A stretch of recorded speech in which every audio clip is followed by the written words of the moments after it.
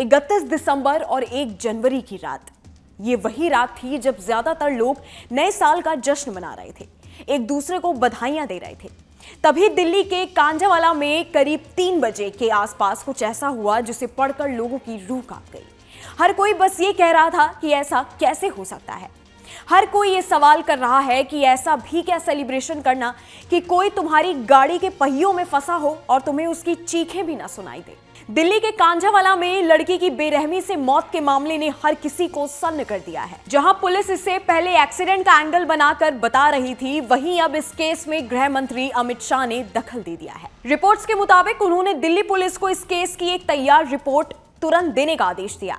इस मामले की संवेदनशीलता को देखते हुए गृह मंत्री ने खुद दिल्ली पुलिस की वरिष्ठ अधिकारी आईपीएस शालिनी सिंह से बात की और व्यापक रिपोर्ट तैयार करने को कहा। वहीं जांच की जिम्मेदारी मिलते ही उन्होंने घटनास्थल पर पहुंचकर मुआयना लिया। आपको बता दें कि शालिनी सिंह दिल्ली में कई अहम पदों पर तैनात हो चुकी हैं। हालांकि ये केस अब आईपीएस से शालिनी सिंह की देखरेख में है। तो अब चलिए आपको बताते हैं कि कौन है आईपीएस शालिनी सिंह। दरअसल 1996 आईपीएस बेंच शालिनी सिंह फिलहाल दिल्ली पुलिस में आर्थिक अपराध शाखा की स्पेशल कमिश्नर है। इससे पहले Shalini joint CP western range थी। इस दौरान शालिनी सिंह ने किसान आंदोलन में दिल्ली पुलिस की तरफ से रणनीति बनाने में अहम भूमिका निभाई थी।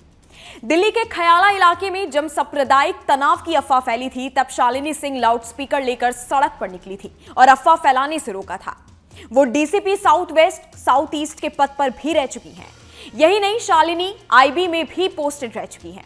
इन्होंने अंडमान और पौंडीचेरी में भी अपनी सेवाएं दी हैं। बता दें कि इन्होंने साल 2004 में senior citizen lieutenant general Harnam Singh और उनकी पत्नी की हत्या का केस सुलझाया था। अब इस केस की बात करें तो रिपोर्ट्स के मुताबिक पुलिस ने बताया कि कार की स्कूटी से टक्कर के बाद लड़की की बॉडी कार में ही फंसी रह गई थी। उसे करीब 10 से 12 किलोमीटर तक घसीटा गया।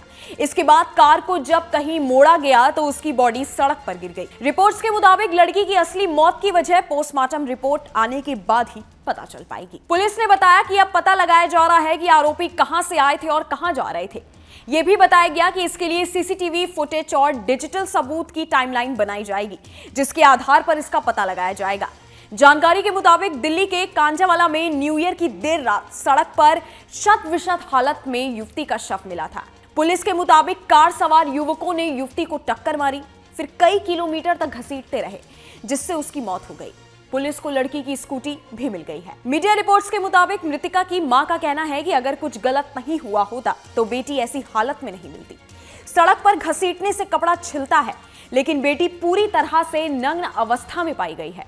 उसके बदन पर एक कपड़ा नहीं है।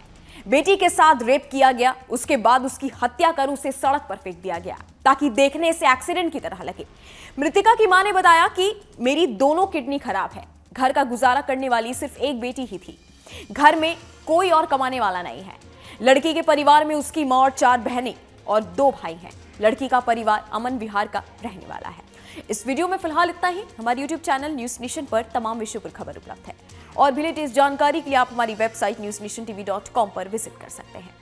जाते जाते हमारी वीडियोस को लाइक करना और बेल आइकन को प्रेस करना मत भूलिएगा, ताकि हर न्यूज़ अपडेट सबसे पहले आप तक पहुंचे।